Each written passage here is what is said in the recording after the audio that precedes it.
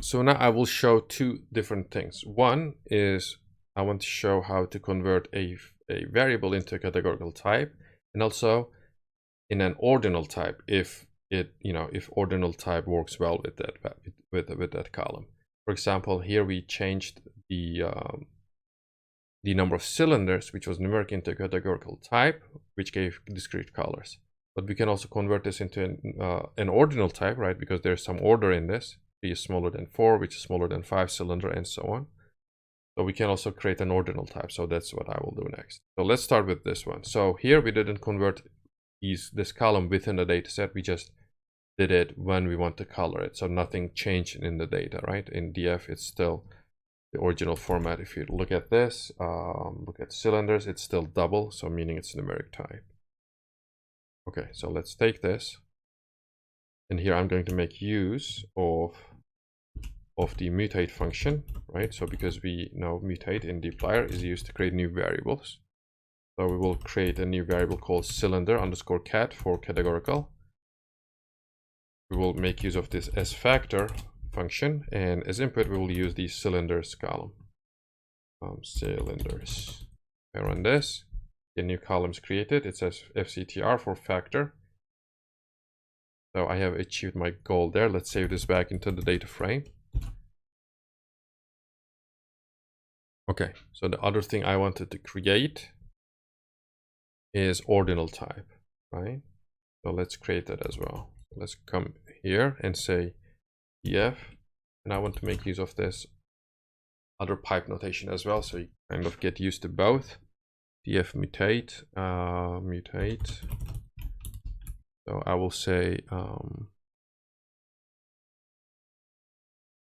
cylinders, I will say factor, so I'll make use of the factor function, and then as input cylinders, and then here I need to provide a bit more information. So I will give the levels of this data, which is 3, 4, 5, 6, and 8 cylinder vehicles present in my data. There's no 7 cylinder vehicle.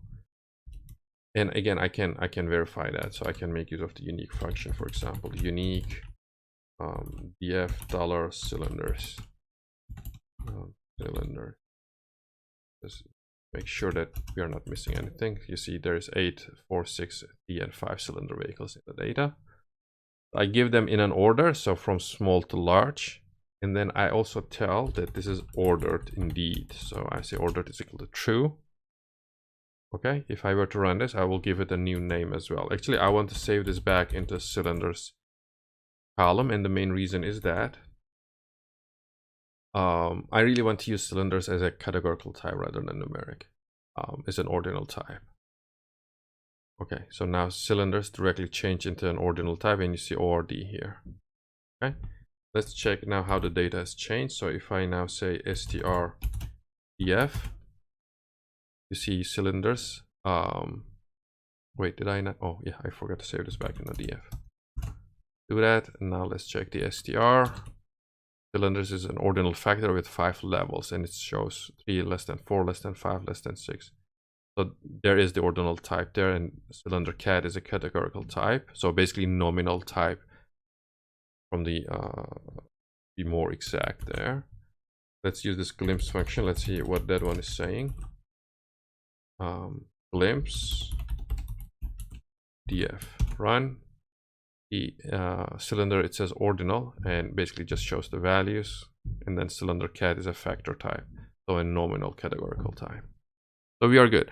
So what's the benefit of having an ordinal type? Let me show you that. I will go here, and what I did here, I will actually just copy paste directly.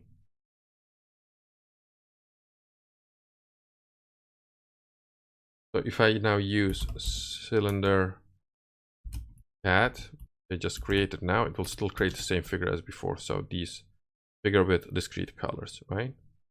Now let's use cylinders here with the ordinal type. And voila, so now it looks much better. What's the difference here? Basically, there is some sequencing order here into the color, but not the way it was in the numeric type, right? In the numeric type, it was transitioning. There was lots of values in between. Here, there is still some discreteness, but there is an order as well. So it starts from this very dark blue, going into normal blue and then green and then yellow. So there is a gradual change, sequential type, basically sequential coloring, but you can see still the discreteness in the different data points, right?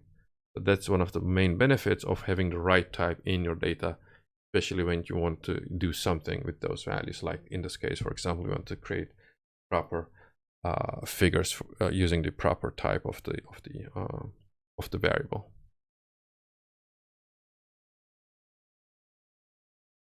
And yeah, so that's what I wanted to show. So here we have learned how to create both the categorical type and also ordinal type.